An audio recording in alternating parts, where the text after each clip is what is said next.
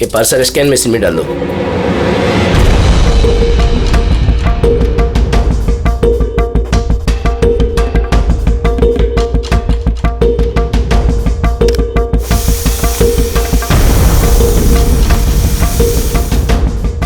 ये parcel reception में दे दो।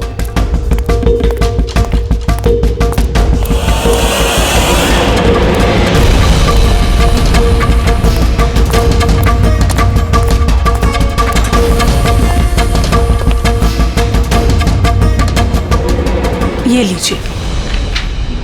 शामू, जी मैडम। ये पार्सल लो, जस्टिस राय के लिए आया है। वो ऊपर प्राइवेट लॉज में बैठे हैं, उनको दे दो। बाप रे, जस्टिस राय उनके पास कौन जाएगा? क्यों, क्या हुआ?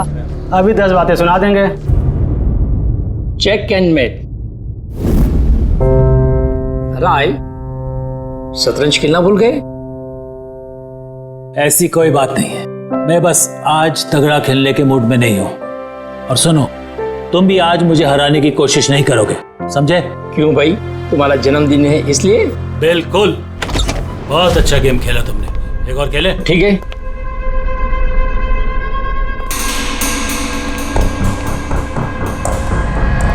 हेलो सर, राय सर। क्या है? हैप्पी बर्थडे सर, आपके लिए पार्सल आया।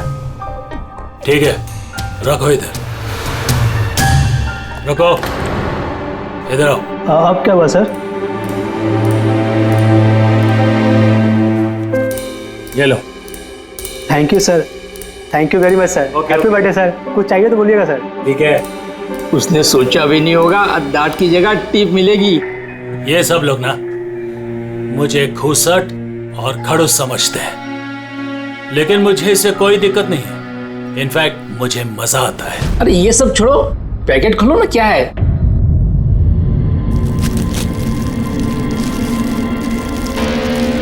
ये है क्या? देश के सर्वश्रेष्ठ कानूनी दिमाग को सम्मान पूर्वक भेंट। कोई नाम नहीं? Press the tell.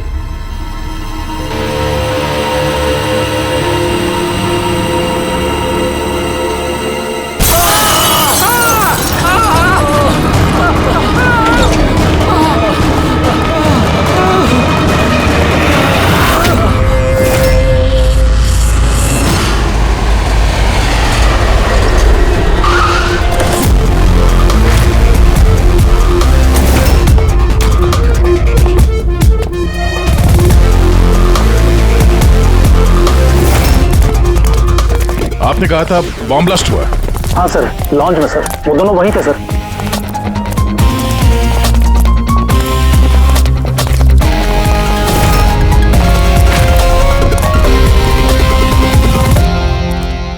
ये देखिए सर। यहाँ तो कांच ही कांच है। पूरे फेस पे कांच के टुकड़े हैं।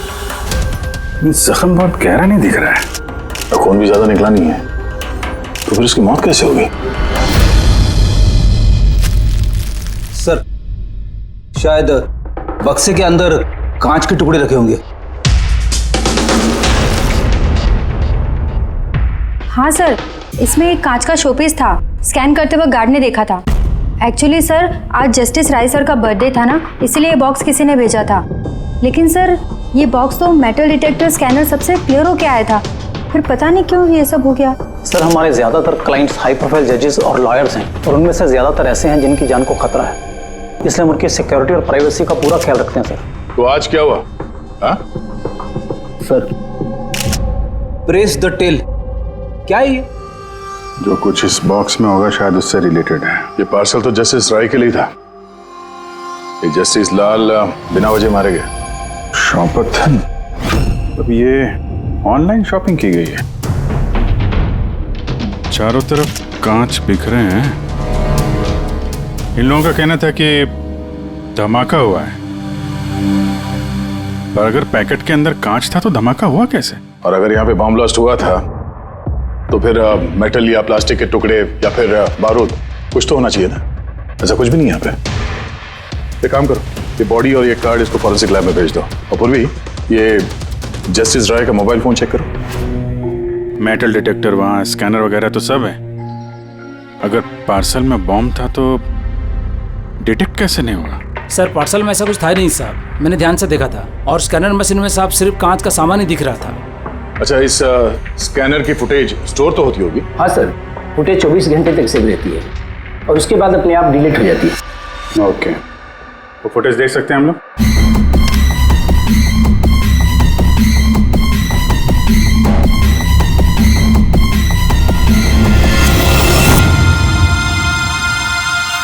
ये क्या?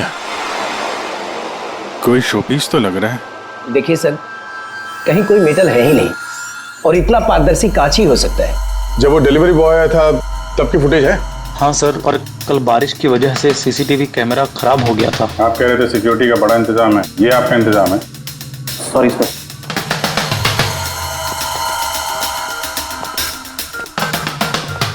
अब दे के हमारे पास यही एक सुराग बचा है, वो कुरियर आईडी, बस। चलो, एक छोटा सुराग तो हाथ लगा। बाकी फॉरेंसिक लैब में साड़ों के साथ भी कुछ ना कुछ जरूर ढूंढ निकालेंगे।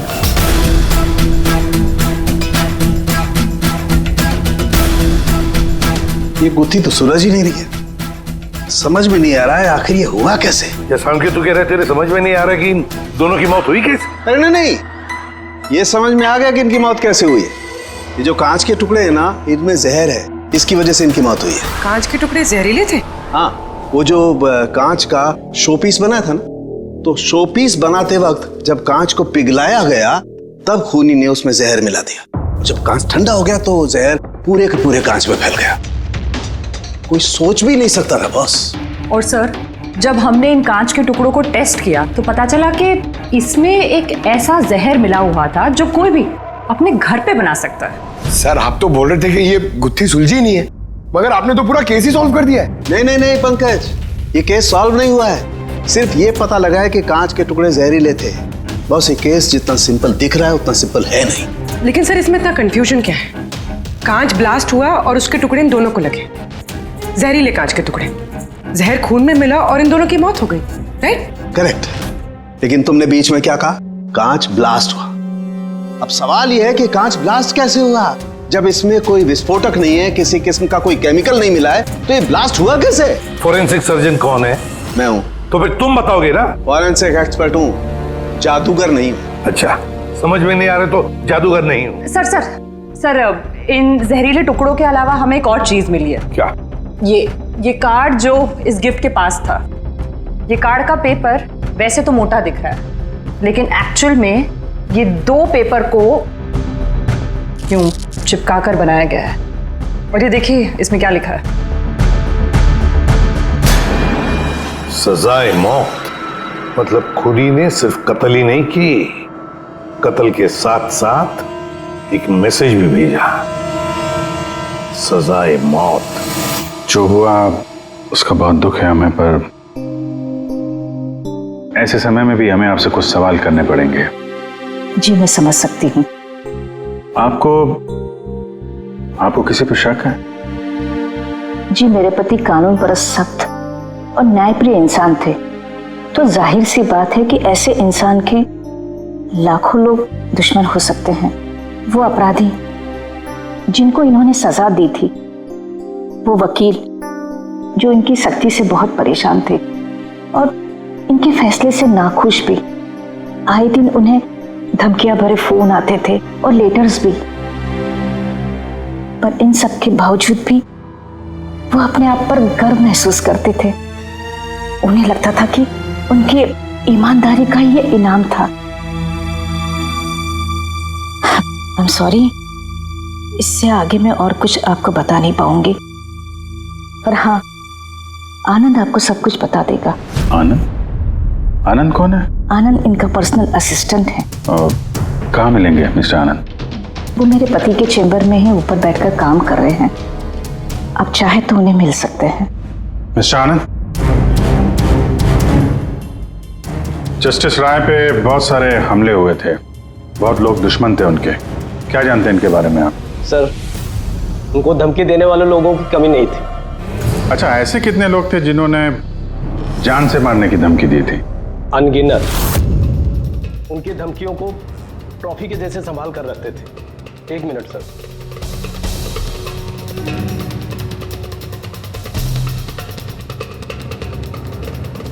ये रही उनकी ट्रॉफीज।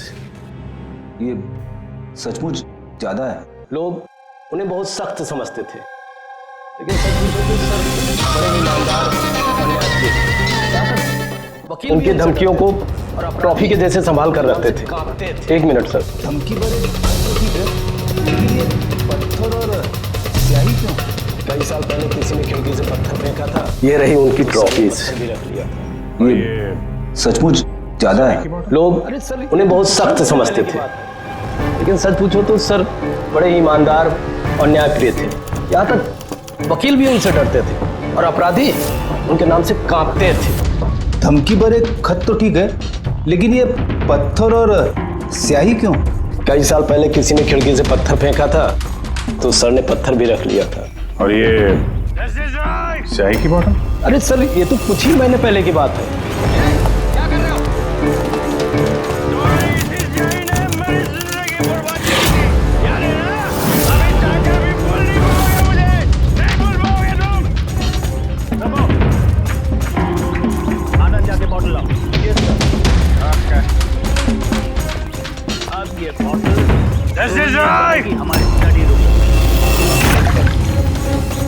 क्या कर रहे हो? तुम्हारी इसी स्याही ने मेरी जिंदगी बर्बाद की थी, याद है ना? अभी चाहकर भी भूल नहीं पाओगे मुझे, नहीं भूल पाओगे तुम। जिन लोगों ने धमकी दी है, सबकी डिटेल चाहिए। आनंद जाके बॉटल लाओ। अब ये बॉटल सोवेनियर बनेगी हमारी स्टडी रूम में। कमल को इस हरकत की वजह से फिर से जेल हुई, शायद अब भी जेल में ही हो। कि हमें पता चल सके कि ये सारी चीजें अपने कब्जे में ले लो। और मिस्टर आनंद, जज साहब को जिन जिन लोगों ने धमकी दी है, सबकी डिटेल चाहिए हमें, सबकी लिस्ट चाहिए। यार वीरेन प्लीज यार, एक बार फिर से पता करो यार, शायद कुछ पता चल जाए। सर जब ये पॉसिबल है ही नहीं तो पता चलेगा कैसे? देखिए आप सिर्फ मुझे कांच के टुकड़े दिखा रहे हैं, ना इसमें बारूद है, न केमिकल है, न कोई मेटल और कोई विस्फोटक पदार्थ भी तो नहीं है इसमें कि हमें पता चल सके कि ये ब्लास्ट की वजह क्या है। यार वीरेन, वहां पर जो कुछ था वही दूंगा ना, वहां पर सिर्फ कांच के टुकड़े थे और कुछ नहीं था। तो सर ये बॉम्ब ब्लास्ट है ही नहीं, क्योंकि दुनिया में ऐसा कोई भी बॉम्ब नहीं बना है जो सिर्फ कांच के टुकड़ों से बना हो। कांच में विस्फोटक गुण होते ही नहीं है सर, ट्राई टू अंडरस्टैंड। मुझे मालूम है कांच में विस्फोटक गुण नहीं होते, लेकिन वहां पर ब्लास्ट हुआ है, ब्लास्ट में सिर्फ कांच के टुकड़े मिले और कुछ मिला ही नहीं है यार। तो सर आई विश कि आप ये केस जल्द से जल्द सॉल्व कर लें, ताकि हमें भी तो पता चले कि ये ब्लास्ट हुआ कैसे। सर आप लोग कांच के गुणों के बारे में बात कर रहे हैं ना? मैं ऐसी किसी को जानती हूँ जो हमारी हेल्प कर सकती है। ग्रेट सर, उसको हर तरह के कांच के बारे में पता है। आई थिंक हमें एक बार उससे मिल लेना चाहिए। मिलते हैं तारिका, तुम जिससे कहोगी उससे मिलते हैं। बस मुझे सिर्फ ये पता करना है कि आखिर ये ब्लास्ट हुआ कैसे।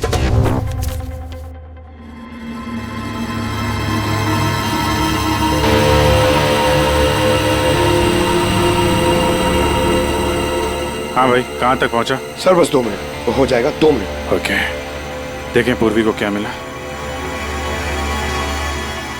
फोन से कुछ पता चला राय साहब के? हाँ सर, कुछ अजीब से मैसेजेस मिले हैं जस्टिस राय और जस्टिस लाल के बीच। अजीब मैसेज? कैसे हैं? ये देखिए सर, ये मैसेजेस हैं या शायद कोई कोड्स हैं जो नंबर्स और लेटर्स को मिला के बनाए गए हैं। ये देखिए सर, ये मैसेजेस जस्टिस राय ने जस्टिस लाल को 2 बार भेजे, एक बार 3 महीने पहले और दूसरी बार सिर्फ 1 महीने पहले। अब या तो ये इन दोनों दोस्तों के बीच का कोई सीक्रेट कोड है, या तो फिर कोई ऐसी खास बात है जो जस्टिस राय जस्टिस लाल को बताना चाहते हैं। एक काम करो, ट्राई करो डिकोड करने के लिए, देखो कुछ पता चलता है क्या। हाँ, ये लिस्ट पूरी हुई? हाँ सर, जस्टिस राय के पीए आनंद ने जो हमें धमकियों के बारे में बताया था सर, उस हिसाब से हमने ये 3 सस्पेक्ट की लिस्ट बनाई है। 3 भागों में क्यों, क्या है? अब यहाँ पे जितने लोग हैं इनमें से सभी लोगों ने कभी ना कभी जस्टिस राय को धमकी दी है और इनमें से ज्यादातर लोग जेल में भी है। लेकिन ये वनेश, ये एक मर्डर के केस में अंदर गया है और बाद में इसकी दिमागी हालत ठीक नहीं है, इसलिए इसे रिहा कर दिया गया। और ये कमल जी, इन्होंने जस्टिस राय पे स्याही फेंकी और इस जुर्म में इन्हें अंदर कर दिया गया। फिलहाल ये कहाँ पर है उसकी कोई जानकारी नहीं है। सर ये दूसरी लिस्ट जो है, इसमें से ये 3 लोगों को सजाए मौत दी हुई है सर जस्टिस ने, और ये अभी भी जेल में अपनी सजा काट रहे हैं। 3, ये चौथा, ये कौन है? सर ये है किशोर जी। इनके बेटे को जस्टिस ने 3 साल की सजा दी थी सर, और न्यूज़ में एक आर्टिकल आई थी कि ये सजा ज़्यादा देने की ज़रूरत नहीं थी, और इस वजह से वो शायद डिप्रेशन में होगा और उसने अपनी आत्महत्या कर ली सर। तो इस किशोर के पास अच्छी खासी वजह है बदला लेने की। और ये है धवन, ये एक वकील है पेशे से, और अजीब बात यह है कि पिछले साल इसने जस्टिस राय के कोर्ट में बहुत सारे केसेस लड़े, पर वो एक भी जीत नहीं पाया, सारे हार गए। तो कहीं ये हारा हुआ वकील बदला लेने के चक्कर में राय साहब को, हाँ ये भी हो सकता है कि ये कोई काबिल वकील ही ना हो। तो अब कुल मिला के हमारे पास बचते हैं 4 सस्पेक्ट। एक ये कमल, वनेश, किशोर और धवन। सर गिफ्ट भेजने वाले का पता चल गया। वो गिफ्ट कमल ने भेजी थी और शॉपेथॉन वालों ने कुरियर की आईडी से पता किया है। तो उनके पास उसका एड्रेस तो होगा ना? नहीं सर, एड्रेस का तो पता नहीं चला। कोई बात नहीं, कमल जिस जेल में था वहां से पता चल जाएगा, वहां चलते हैं। सॉरी ऑफिसर, लेकिन हमें उसे 1 महीना पहले ही छोड़ना पड़ा। जज पे हमला किया था, इतनी जल्दी छूट गया? 1 मिनट, आपने कहा कि उसे छोड़ना पड़ा, लेकिन क्यों? उसकी तबीयत की वजह से, क्योंकि सालों से उसको नशे की लत थी। 7 साल पहले वो एक केस में पकड़ा गया था, वहां उसने पीना छोड़ दिया, लेकिन जेल से छूटने के बाद फिर उसने पीना शुरू कर दिया, इसलिए उसका पूरा लीवर खराब हो चुका था। ये भी तो हो सकता है कि उसने लीवर खराब होने का बहाना किया हो। नहीं नहीं सर, हमने डॉक्टर से कंफर्म करके उसे छोड़ा था। अच्छा, उसका एड्रेस तो होगा ना आपके पास, वो दे दीजिए। एड्रेस तो है, लेकिन मुझे लगता है वो वहां नहीं मिलेगा, वो हॉस्पिटल में ही मिलेगा, क्योंकि उसे जल्द से जल्द लीवर ट्रांसप्लांट करने की जरूरत थी।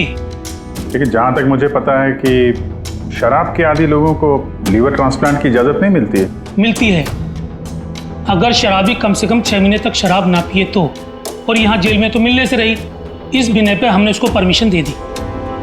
Okay sir, thank you. अगर ऐसा है तो अपनी जान बचाने के लिए इसने कहीं ना कहीं किसी हॉस्पिटल में रजिस्ट्रेशन तो करवाया ही होगा। एग्जैक्टली। और ये कोई छोटा मोटा इलाज तो है नहीं जो कहीं भी हो जाए।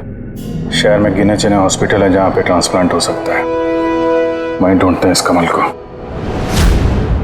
अरे तारिका, ये तुम कहाँ ले आए भाई मुझे? मैंने तो सोचा तुम किसी ग्लास फैक्ट्री में लेके जाओगी। बट एनीवे, ये जो कुछ भी है ना, है बड़ा खूबसूरत। शुक्रिया। आप sir, she is my friend Vivian. ये ब्यूटीफुल आर्ट गैलरी इसी की है। ये ऐसे खूबसूरत आर्ट पीसेस बनाती रहती हैं, और कांच के भी। And Vivian, he is doctor Salunkhe. Hello. अच्छा यार, वी नीड योर हेल्प। हमें कांच और कांच की चीजों के बारे में इंफॉर्मेशन चाहिए, एक मर्डर मिस्ट्री सॉल्व करने के लिए। अच्छा विवियन, ये सारी चीजें आप ही ने बनाई हैं? जी ऑब्वियसली आप ही ने बनाई होंगी, लेकिन कैसे? बहुत आसान है। वैसे तो ज़्यादातर चीज़ें कांच को पिघलाकर बनी है। प्रोपेन टॉर्च से कांच पिघलाया जाता है और उसी पिघलाए हुए कांच को मनचाहा आकार दे दिया जाता है। अच्छा हाँ, ये एक एक्सरे इमेज है कांच के शोपीस का, लेकिन सरप्राइजिंग बात यह है कि ये पूरा ब्लास्ट हो गया। Do you think it's possible? इसका आकार तो बूंद जैसा है, लेकिन समझ में नहीं आ रहा कि ये है क्या। विवियन, एक बार जरा फिर से देखो गौर से, शायद कुछ ऐसी चीज हो जो तुमने अभी तक देखी नहीं। एक मिनट, इसकी नोक देख रहे हैं आप लोग? ये जानबूझकर बनाई हुई तो नहीं लगती। I mean, जिसने भी इसे बनाया है उसने कांच को पिघलाकर बहुत जल्दी उसे ठंडा कर दिया है, बिल्कुल तुरंत, जिससे कि ये कांच का आकार न केवल बूंद के जैसा रह गया है, बल्कि इसकी नोक पतली, लंबी और नाजुक हो गई है। Thank you so much for your help. कांच को पिघला करके ठंडा कर दिया गया, तुरंत तुरंत, जैसे वो बूंद बनी। My God. तारिका, हमें लैब में चलना है तुरंत, फौरन। हाँ, वो विवियन, हमें आपकी वो प्रोपेन टॉर्च चाहिएगी प्लीज।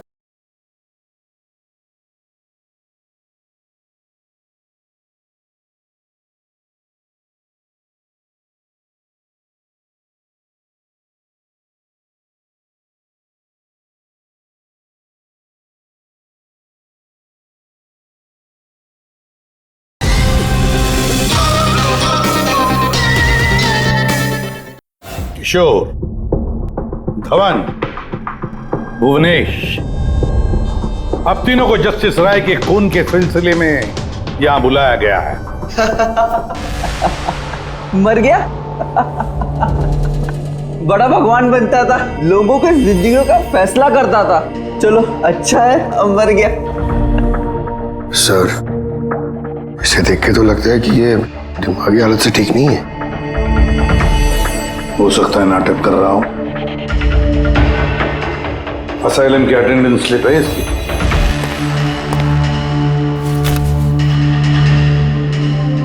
सर, इसमें तो लिखा है कि 1 महीने से बाहर ही नहीं गया असाइलम से।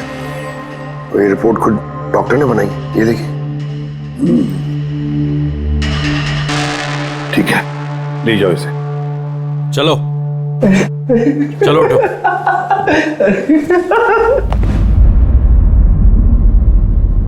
खुश तो आप भी होंगे ना जस्टिस राय की मौत से? देखिए, मैं मानता हूं कि मेरे बेटे ने गलती की थी, गलत संगत में पड़ गया था वो, लेकिन न तो उसका गुनाह इतना बड़ा था और न ही उसकी उम्र कि उसे माफ न किया जा सके। और फिर अगर सजा देनी ही थी तो कम सजा दी जा सकती थी उसे, लेकिन जस्टिस राय ने ऐसा कुछ नहीं किया, जिसकी वजह से आपके बेटे ने आत्महत्या कर ली। जी। और आप जस्टिस राय को उसका जिम्मेदार मानते हैं? बिल्कुल मानता हूं, और मैं खुद को भी जिम्मेदार मानता हूं। शायद मेरी अपनी परवरिश में कोई कमी रह गई थी।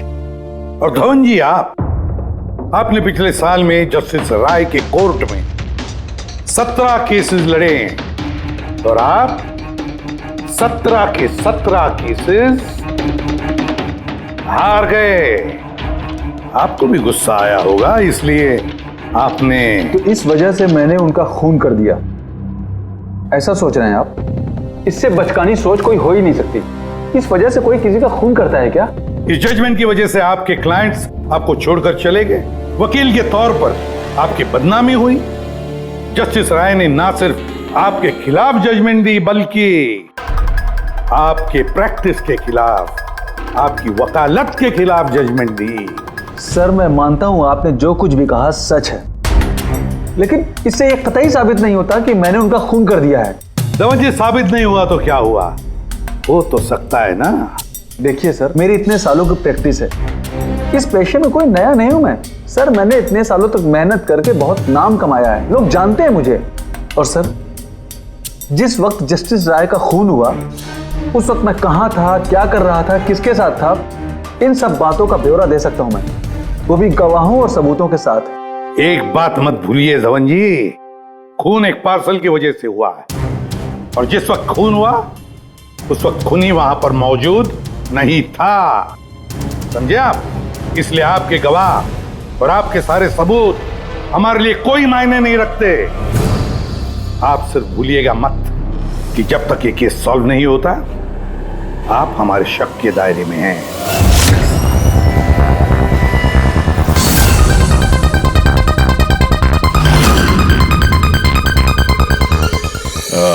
Doctor Puneet? Yes sir, that's doctor Puneet. Thank you. Doctor Puneet, हम लोग सीआईडी से हैं, आपसे फोन पे बात हुई थी कमल के बारे में। जी हाँ, मुझे याद है।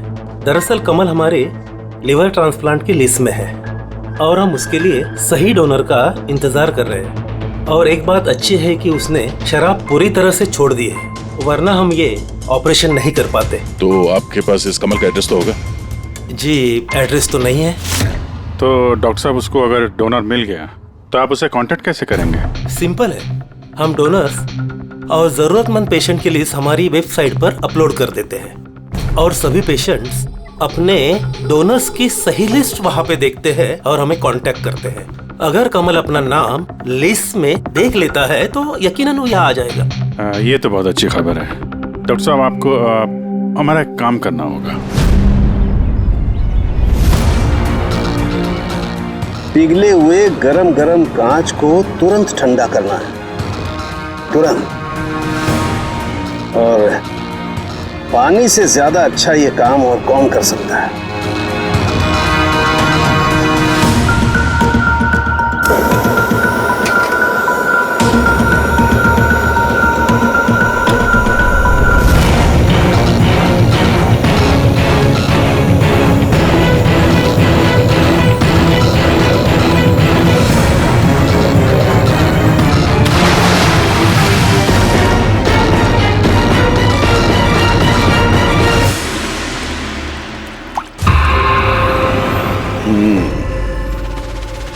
ऐसे बनी ये कांच की बूंद, लेकिन जस्टिस राय की जिस बूंद से मौत हुई थी वो तो काफी बड़ी थी। ठीक है, मैं भी एक बड़ी बूंद बनाने की कोशिश करता हूं।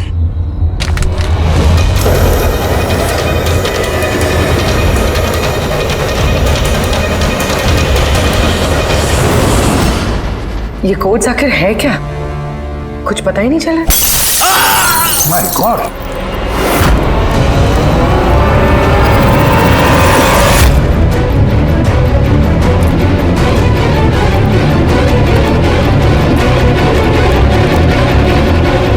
अरे सर, सालू साहब क्या हुआ?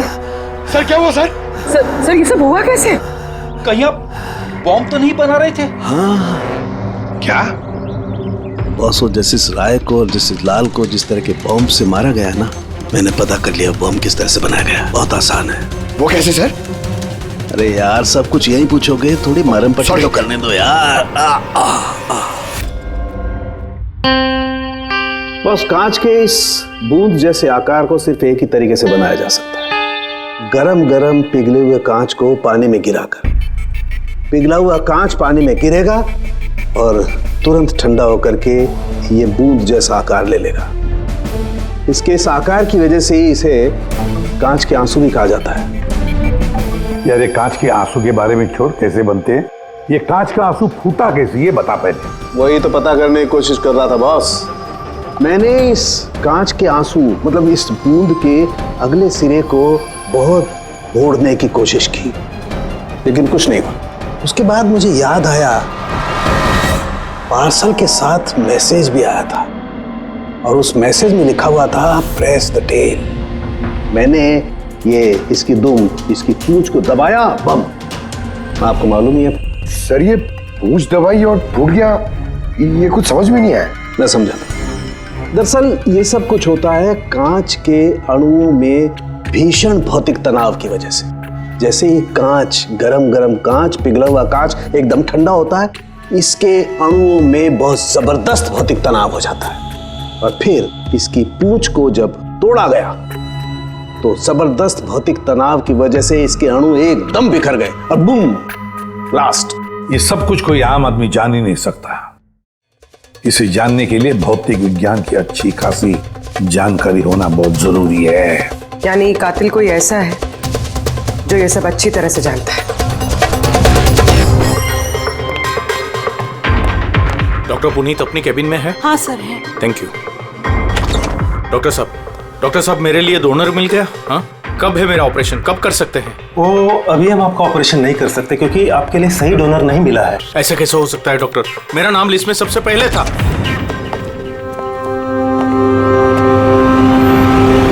देखिए, मेरी सजा काट चुका हूँ पूरी तरह से, फिर आप लोग मुझे कहाँ लेके जा रहे हैं?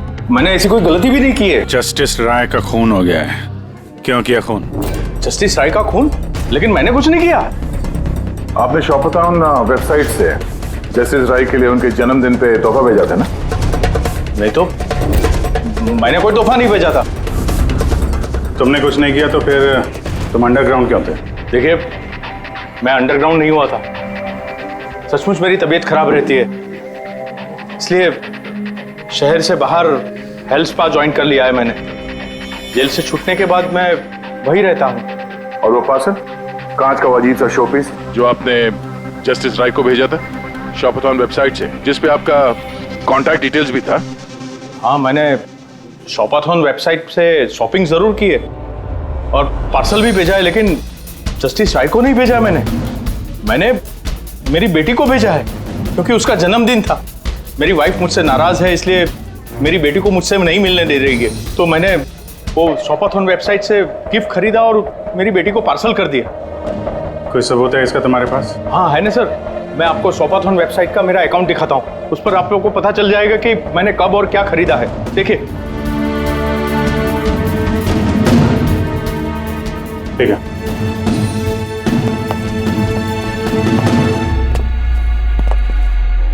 ये आदमी तो वाकई सच बोल रहा है।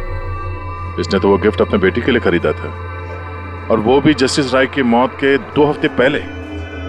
मतलब कातिल जानबूझ के हमारा ध्यान इसकी तरफ भटका रहा था।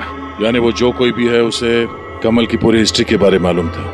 उसने उसके घर से वो पार्सल का डब्बा चुराया, उसमें कांच का सामान रखा और किसी तरह से जस्टिस राय तक पहुंचा दिया। कातिल वही है जिसने ये पार्सल जस्टिस राय तक पहुंचाया।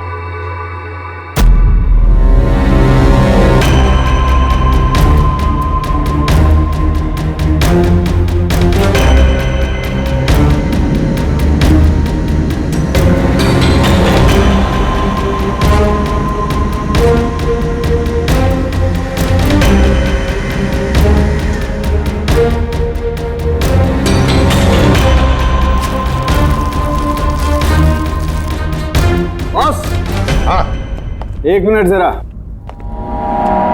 तो से देखो, इस एड्रेस के नीचे की तरफ एक और एड्रेस, और ये दोनों पते अलग अलग हैं। डैम इट, एक सुराग मिला था वो भी गलत निकला।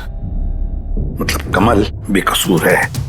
बस मैं इस कागज को लैब में ले जाकर के अच्छी तरह से चेक कर लेता हूँ। ठीक है सर। सब मिल गया। एक सबूत गया तो दूसरा मिल गया, कोड डिकोड हो गया। कोड में क्या है? सर वो कोई कोड्स नहीं है, सिंपल मैसेजेस है। उन दोनों डेट्स पे जब जस्टिस राय ने जस्टिस लाल को मैसेजेस भेजे थे, उन दोनों डेट्स पे दो बातें कॉमन थी। कौन सी बात? सर पहली बात, उन दोनों डेट्स पे दोनों जजेस में से एक शहर से बाहर था, और दूसरी बात, उन दोनों डेट्स पे संडे था। और जिस दिन कत्ल हुआ है उस दिन भी संडे था। Exactly sir. और मारे जाने से पहले वो दोनों शतरंज खेल रहे थे। यस। जो मैसेजेस जस्टिस राय ने जस्टिस लाल को भेजे हैं वो कोई कोड्स नहीं, शतरंज की चालें थी। वो दोनों चाहे कहीं भी हो अपना शतरंज का खेल जरूर पूरा करते थे। जहां छोड़ा अगली बार वहीं से पकड़ते थे। मतलब दोनों भी जजेस संडे के दिन शतरंज खेलते थे, और ये बात कातिल जानता था, इसीलिए उसने उसी संडे को खुद अपने हाथों जाकर वो पार्सल डिलीवर किया। वो जानता था कि जस्टिस राय वहां होंगे। सर वो ये भी जानता था कि जस्टिस लाल भी वहां पे होंगे। बिल्कुल सही कहा तुमने अभिजीत, बिल्कुल सही कहा।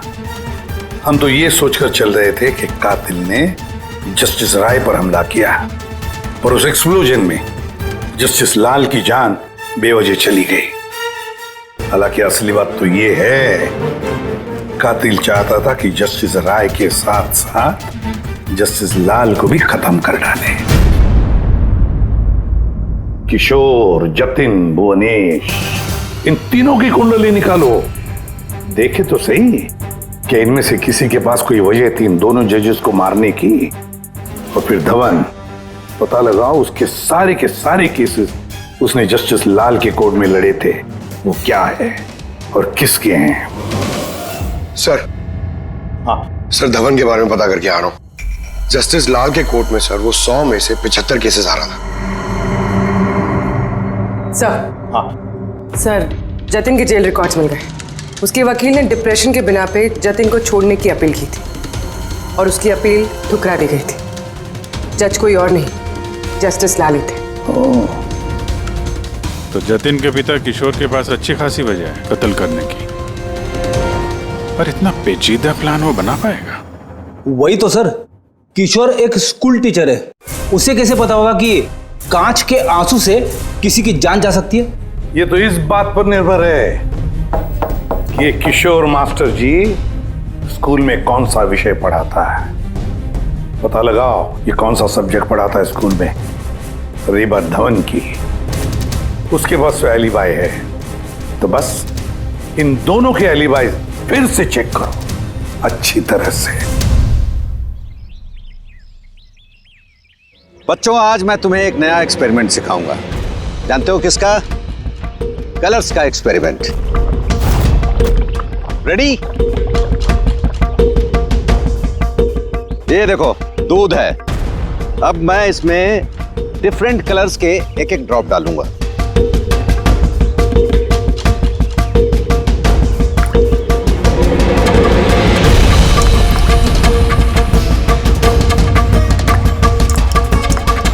Now come here. देखो बेटा, अब जब मैं ये बड इसके अंदर डालूंगा तो तुम्हें देखने को मिलेगा कि अणु किस तरीके से प्रक्रिया करता है। देखो,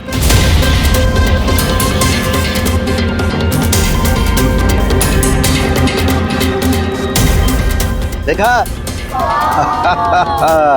इसे कहते हैं विज्ञान का जादू। कमाल है।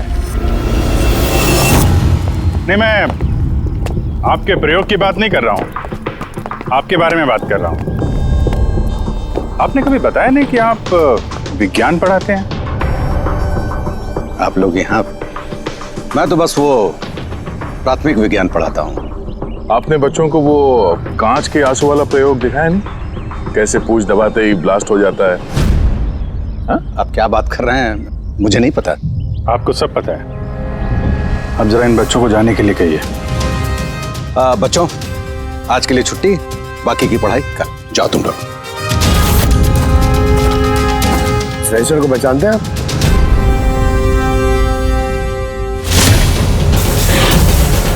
रविवार याद है आपको, जिस दिन टीचर पेरेंट मीटिंग थी? और उसी दिन जस्टिस लाल और जस्टिस राय का खून भी हुआ था। उस दिन आप आए नहीं थे, एब्सेंट थे। इस केस में जिन लोगों पे हमें शक था उनकी आलिबाइज, यानी कत्ल के वक्त वो कहाँ थे, किसके साथ थे, उसका पूरा ब्यौरा सबूत के साथ हमारे पास है, सिवाय आपके। रविवार को आप कहाँ थे? मैं घर पे ही था। मेरी तबीयत नहीं ठीक थी, इसलिए मैं जा नहीं पाया। झूठ। आप घर पे नहीं, क्लब हाउस में थे। जस्टिस राय को वो पैकेज डिलीवर करने गए थे। अगर मैं मान लूं कि आप ठीक कह रही हैं, कोई सबूत है आप लोगों के पास? सबूत तो खैर अभी नहीं है। अच्छा, ये जो आप जो प्रयोगशाला यहाँ बनाया हुआ है आपने, यहाँ पे जो बच्चों को दिखाते हैं, इसके अलावा कहीं प्रयोग करते हैं या यही जगह है? नहीं, बस यहाँ पे यही एक खुली बड़ी जगह है जहाँ मैं बच्चों को कुछ इंटरेस्टिंग प्रयोग बताता हूँ। अच्छा,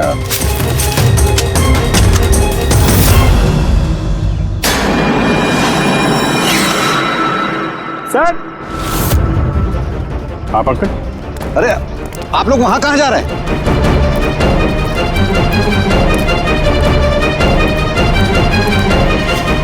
अरे ये क्या कर रहे हैं आप? प्रोफेसर साहब, आपको सबूत चाहिए था ना, वही ढूंढ रहे हैं। सर, पहचान रहे ना इसे आप? ये तो एक टुकड़ा है, ऐसे बहुत सारे टुकड़े यहाँ मिलेंगे अगर यहाँ पे आसपास खोदा गया तो। क्या आपको भी पता है? ये कोई साधारण कांच के टुकड़े नहीं है डॉक्टर साहब। आपने जो एक्सपेरिमेंट्स किए थे और जो प्रयोग सफल नहीं हुए, आपने उन कांच के टुकड़ों को लाकर यहाँ पर दबा दिया, है ना? अभी आप सच बोलेंगे कि इस कांच को हम जाके टेस्ट करें? क्योंकि अगर इसने टेस्ट किया तो इसमें वो जहर जरूर मिलेगा। हाँ, मैंने ही उन दोनों को मारा है, क्योंकि उन दोनों ने मिलकर के मेरे बेटे को मारा है। मैंने उसी वक्त ठान लिया था कि इन दोनों से अपने बेटे की मौत का बदला लूंगा मैं।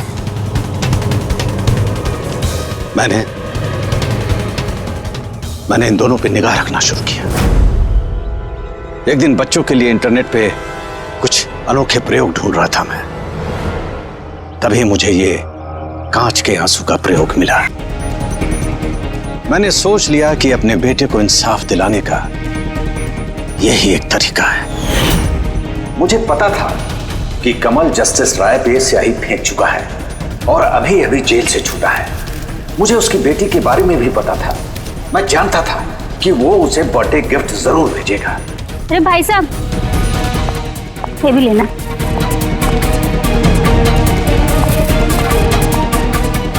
बस उसी गिफ्ट का डब्बा मैंने वहां से उठा लिया और अपने प्लान को अंजाम दिया। मैंने उसे बहुत सावधानी से पैक किया।